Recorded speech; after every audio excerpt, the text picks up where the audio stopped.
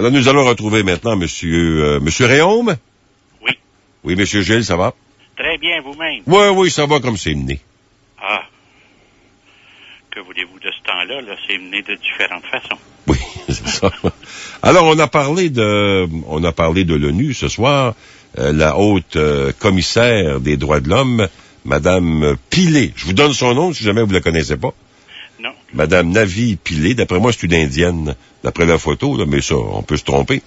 Et alors donc, je répète qu'elle se dit alarmée parce qu'elle qualifie de tentative de restreindre le droit d'association dans le cadre du mouvement de contestation étudiante du Québec. En tout cas, elle l'a dit, puis elle l'a pas encore dit. C'est-à-dire que c'est ce qu'elle affirme dans un discours qu'elle prononcera aujourd'hui devant le Conseil des droits de l'homme de l'Organisation des Nations Unies et dont l'organisme On Watch a obtenu copie. Alors, j'allais vous dire, dire aux auditeurs que vous êtes un peu l'instigateur de cette plainte à l'ONU. En tout cas, moi, j'ai déposé la première plainte il y a déjà plusieurs semaines. Et sur Facebook et sur Twitter, je n'ai pas cessé jour et nuit d'encourager les gens à écrire. Les gens qui me connaissent sur Internet, là, mon avatar, moi, c'était l'adresse de l'ONU. Ils ont reçu des centaines de plaintes avec des vidéos, de la photographie. Là, ce qu'on entend ce matin concernant la loi 78, on va y revenir, c'est très important, mais ils vont aussi s'inquiéter des arrestations massives. Vous verrez, je vous le prédis, là. Mm-hmm. Écoutez, là, on est rendu à près de 3500 arrestations massives.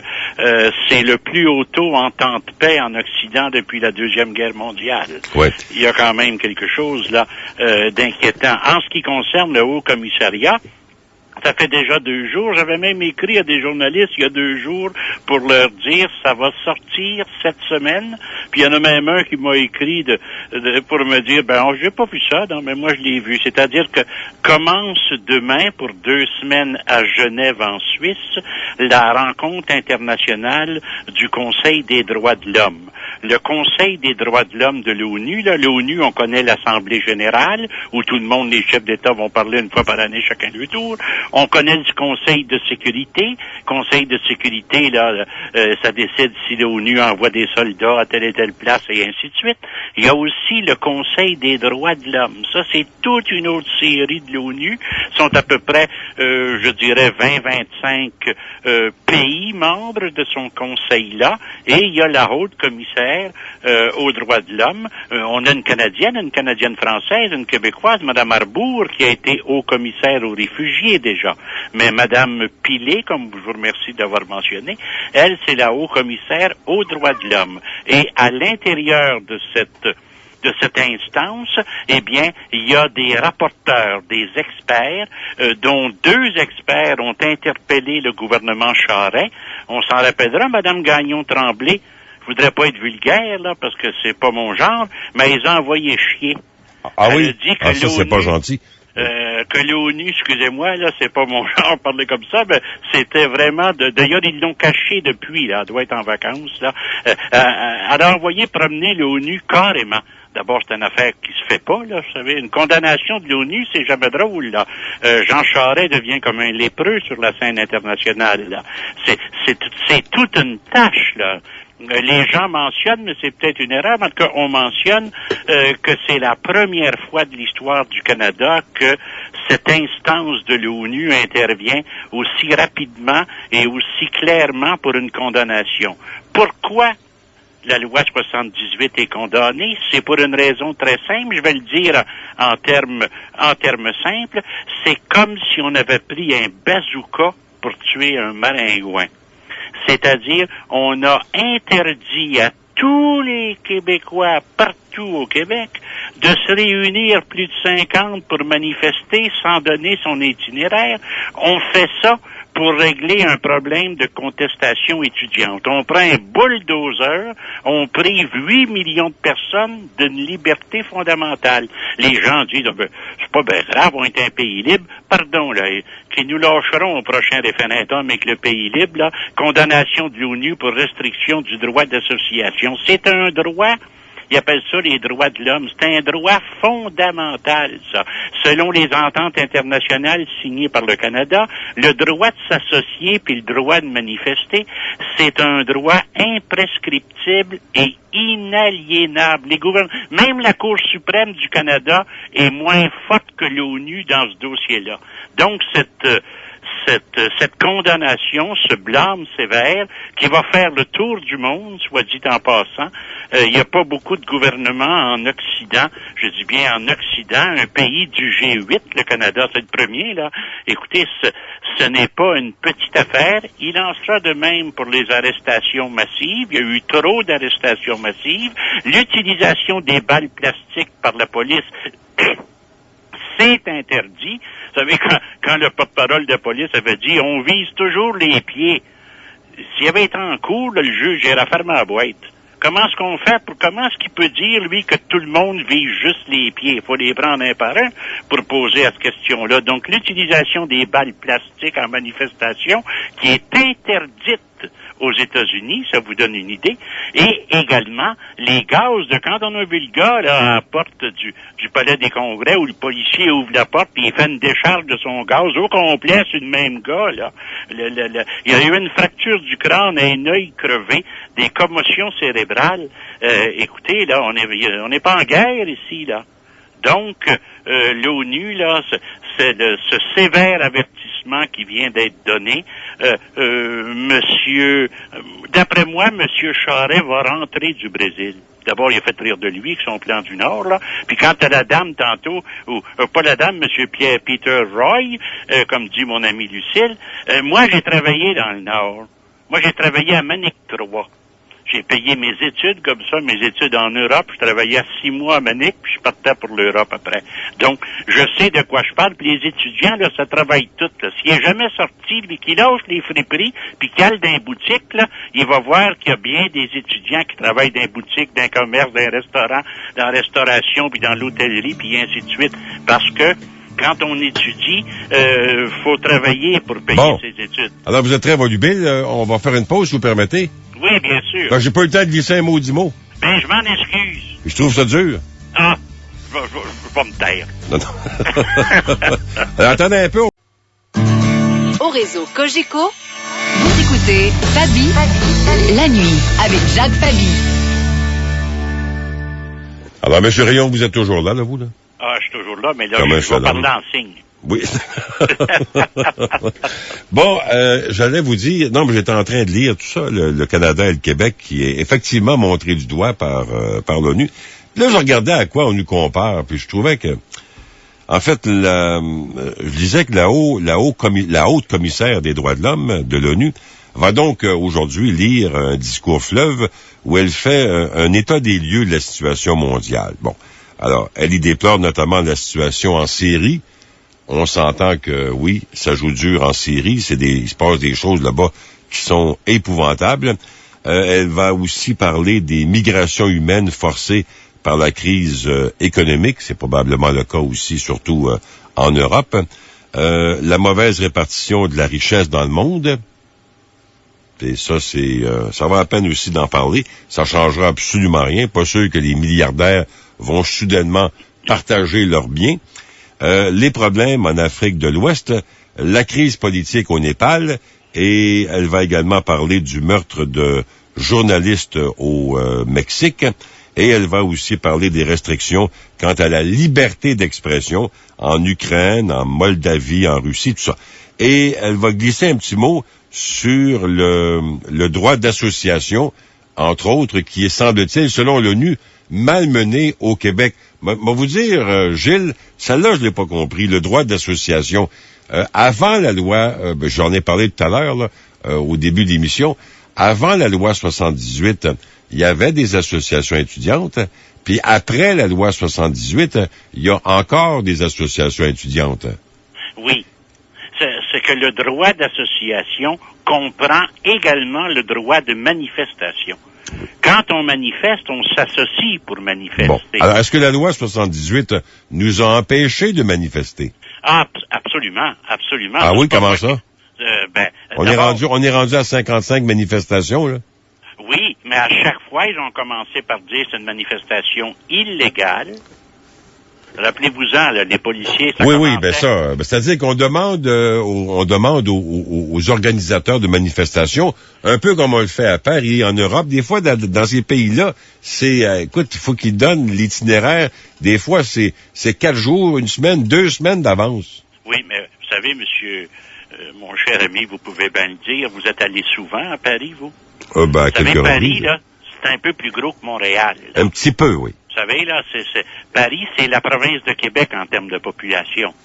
New York, c'est la même chose, puis Mexico, c'est 3 fois plus, puis Tokyo, je ne sais plus comment. Donc, faut pas se comparer, là. Montréal, pour nous autres, c'est bien gros, là, mais c'est comme une petite campagne à comparer à Paris, à New York, puis à Londres. Donc, d'abord, c'est cette disproportion-là qui n'a jamais été expliquée par le gouvernement. Le comparer Paris à Montréal, là, un instant, puis comparer Paris à Saint-Pacôme. Ouais, mais à ce compte-là, comparer ce qui se passe en série puis à ce qui se passe au Québec, il faudra pas charrier non plus. Non, il n'y a pas de comparaison. Faut pas mettre tout le monde dans le même bain, là. Ça se compare pas. Ce qui, cependant, se compare, c'est le manquement aux droits. Vous savez, quelqu'un qui a faim sur la rue Désirée à Montréal, ou bien qui a faim en Ukraine, il n'y a pas moins faim ici quand il a faim, là. Non. Donc, on l'oublie souvent, c'est avoir fret à Montréal ou avoir fret en Sibérie. C'est la même chose, là. Donc, au niveau des droits, ce que l'ONU dit tout simplement, c'est un avertissement. Et moi, je pense que M. Charest, ce qu'il va faire, il va retirer sa loi. Ça va l'embêter, parce que c'est un homme orgueilleux. Mais c'est aussi un excellent politicien. Écoutez, c'est l'ONU qui vient de parler, là. Il n'y a rien de plus haut, là. Le monde ne croit plus en rien, donc le pape peut pas parler. Donc, on n'a rien de plus haut que l'ONU qui dit attention, c'est pas la Syrie, c'est pas l'Ukraine, mais c'est la même loi qu'en Russie. Poutine a dit mot à mot, je m'inspire de la loi 78. C'est pas une référence, ça. Quand Poutine... Ouais, vu comme ça, oui. Et, écoutez, il a pris la loi 78, puis il l'a voté pour Moscou. Puis lui, il n'en veut pas du tout de manifestation. Donc, tout ce que... Oui, je suis fier de cela, parce que tous les gens qui ont protesté, là, puis qui sont inquiétés, l'Amnesty International a mené un travail extraordinaire, la Ligue des droits et libertés également, ainsi que l'Association canadienne des libertés civiles, qui va sortir un rapport la semaine prochaine. Vous allez en entendre parler de celui-là aussi. Donc, les condamnations sont nombreuses, mais là, le gouvernement rejetait ça du revers de la main. C'était une loi spéciale adoptée sous le bâillon en suspendant tous les règlements de l'Assemblée nationale. Faut pas se surprendre si les observateurs étrangers trouvent que c'est beaucoup. Un gouvernement peut pas faire n'importe quoi, là. Un gouvernement a des pouvoirs, mais il y a des droits qu'il n'a pas le droit de violer, si on peut dire. Mais, ceci étant dit, la comparaison avec la Syrie ne se fait pas. Ce n'est pas une comparaison. Et le fait que la loi soit provisoire, ça ne change rien, parce qu'il faut le rappeler, cette loi-là va durer à peu près 1 an, là. Ben oui, vous savez, une torture provisoire, ça fait aussi mal qu'une torture permanente, mais moins longtemps. Oui. Ah ben, mais ça fait mal. Manquez pas d'arguments cette nuit, monsieur Rayaume. C'est un professeur de logique, c'est ça? Oui, ben c'est ça, oui. Ben, mais en tout cas, non, mais ce que j'ai dit, monsieur Rayaume, puis là, j'aime ça faire l'avocat du diable un peu quand même. J'aime ça vous ostiner. Il y a personne qui ose vous ostiner, vous. Oh non, si vous saviez, je me fais astiner tous les jours, même au Dunkin' Donuts. Fait que, vous savez, mais je déteste pas la discussion. Moi, je suis ouvert à ça. Puis des plaintes, moi là, j'en porte, écoutez, depuis des années, là. Après ça, je vous le dis d'avance, le commissaire en déontologie policière va embarquer dans le dossier. Là, il y a reçu plus que 100 plaintes. Les polices qui cachent le nom puis le matricule, là, c'est défendu par l'ONU, ça aussi. Un policier, partout dans le monde, vous êtes censé être capable de l'identifier en tout temps. C'est comme ça que ça marche. Non, c'est sûr, Gilles, qu'il va y avoir des analyses un peu plus en profondeur sur la façon dont on a tenté de contrôler tout ça et le travail des policiers. Mais ça, c'est déjà commencé. Hein. Ça m'agace un peu aussi de voir certaines personnes qui font déjà le procès des policiers. Puis c'est drôle, il n'y a pas personne qui fait le procès des casseurs puis des bombes puis des moins que rien. Il va y avoir plus de casseurs qui vont avoir de procès que de policiers qui ont foncé avec le char dans le monde comme hier. Il est sur vidéo, là, sur Internet, c'est partout. Soyez pas inquiets, genre que les casseurs des procès, là, c'est les manifestants qui vont en avoir. La police n'auront pas beaucoup de procès, vous verrez. Mais ça, on verra. On verra. Mais il y en a qui veillent au grain. Alors, j'espère qu'ils font pas juste parler, qu'ils vont passer à l'action. J'ai bien hâte de Mais voir. ce que je voulais vous dire, Monsieur Rayaume, oui, c'est que quand je regarde la situation au Québec en ce moment, puis depuis quelques semaines, j'allais même dire depuis quelques mois, et tout ça est parti, faut-il le rappeler, avec la hausse des droits des frais de scolarité. Et là, je vois et on voit tout le monde, tout ce qui se passe, là où on en est rendu. Pensez pas que c'est un peu démesuré, M. Rayaume? Ah, c'est toujours de même. Rappelez-vous, oui, mais là... ils ont fait une révolution pour 87 poches de thé. En France, il manquait 2 granges de pain. Ils ont reviré la France en envers, ils ont coupé la tête du roi. En Angleterre, quand ils ont tué le roi 100 ans avant la France, on oublie souvent de le mentionner, les régicides, les premiers, c'est pas la France, c'est l'Angleterre avec le roi Charles quelque chose, je veux pas me tromper de numéro, là, mais 150 ans avant la prise de la Bastille, c'était pour une chicane de comté. Parce qu'en Angleterre, ce que les gens savent pas, c'est qu'ici, j'écoutais tantôt quelqu'un qui disait la cravate bleue, la cravate rouge. Ici, les politiciens, un premier ministre, s'il veut être élu, faut qu'il joue sur le rouge puis sur le bleu. Même M. Lévesque, quand on a fondé le PQ, j'y étais, moi j'étais le plus jeune délégué. Au début du Parti québécois, ça a changé depuis, mais il y avait comme, pour le mot Québec, là, il y avait le bleu en rond, puis la queue en rouge qui coupait, là. Pourquoi? Parce qu'ici, dans le régime anglais, il y a juste 2 partis. Parce que les autres, c'est toujours des tiers partis. Il y a toujours 2 partis. Ouais. Maintenant, au Québec solidaire, vous avez entendu les commentaires de monsieur Kadir. Il aimerait bien, il souhaite aller chercher 5 ou 6 comtés. Est-ce qu'il rêve en couleur? Ah, ben ça, les politiciens sont payés pour ça. Mais demandez à M. Charest, à Mme Marois, à M. Legault, ils vont tous vous dire qu'ils vont en avoir 125, puis qu'ils espèrent gagner partout, puis que le discours politique, c'est ça d'ailleurs qui écœure les gens. Le discours politique, ça veut plus rien dire, mais je veux pas blâmer M. Kadir. M. Kadir n'a pas mal ses épaules. Là. La semaine dernière, imaginez-vous pas que c'était drôle, le Journal de Montréal, là, Amir Kadir armé, Charest mort. Vous savez, c'est comment dirais-je, c'était un peu exagéré comme manchette, là. La poudre blanche reçue chez lui. Je sais même pas au bout de la ligne, parce que le sondage dont M. Peter Roy parlait tout à l'heure, là, pour que le Parti libéral prenne le pouvoir, faut qu'il y ait 6% de plus que le Parti québécois. Parce que le Parti libéral, 80% de ses votes sont concentrés dans 20 comtés, alors que le Parti québécois s'est concentré dans 90 comtés. Parce qu'il y a des comtés anglais qui sont imprenables, mais si vous enlevez du 33%, le 15, 18, 19% d'anglophones, il reste pas grand-chose du côté francophone. D'ailleurs, est-ce que le taux de participation aux dernières élections partielles vous a un peu déçu quand même avec tout ce qui se passe? Il me semble qu'on s'attendait à mieux, hein? C'est toujours de même. Vous savez, c'est comme sur les lignes ouvertes, où moi, quand j'étais à la Saint-Jean-Baptiste, on avait bien des appels, là. Ceux qui appellent, c'est comme ceux qui votent, c'est ceux qui sont contre. Ceux qui sont pour ou qui suivent ça de loin, oubliez pas qu'il y a du monde qui savent absolument rien de ce qui se passe, là, à part de ce qui arrive au club canadien, là, puis même s'il y avait un tsunami à Montréal, il faudrait que le voisin le dise. Il y a des gens qui écoutent jamais les nouvelles, qui lisent pas un journal de leur vie. C'est beaucoup plus de monde que vous pensez, ça. Donc, des élections partielles, moi, si je devais rester dans la fontaine, je ne ferais pas aller voter. Pourquoi? Pas de temps à perdre, moi. Voyons donc. Ben voyons donc, pourquoi? J'aurais voté par vous qui êtes pour la liberté d'expression et la démocratie. Ah, je suis pour ça. C'est un devoir, monsieur, d'aller voter. Ah oui, j'ai toujours voté, cependant. Je tiens à le dire. Vous dites ça, là, juste pour... Je traînerai pas la bédaine à terre pour faire passer un péquiste dans Westmont. Quoi qu'il y en a déjà eu un, vous savez, M. Holden. Oui. Moi, si j'étais au gouvernement, je l'ai dit, puis je le répète parce que je crois, et la plainte qui vient d'être acceptée à l'ONU en est encore une preuve, ce sont les idées qui mènent le monde. Les idées, c'est pour ça qu'il ne faut pas avoir peur d'en lancer. Moi, je lance l'idée suivante. Si j'étais au gouvernement, je donnerais un bill de 20 piastres à chaque personne qui vient voter. Oui. En argent. Oui, monsieur. Alors, j'ai toujours un plaisir d'entendre vos commentaires. Vous nous appelez quand vous voulez. À la victoire. Ouais, ben, si vous le dites. Certainement. Au Et revoir. mon pays, ce n'est pas un pays. Oh, en tout cas, Ouais, c'est c'est ça. l'hiver. Ouais. Ben, pas de ce temps-là. Merci, c'est chaud. Au revoir. Bon.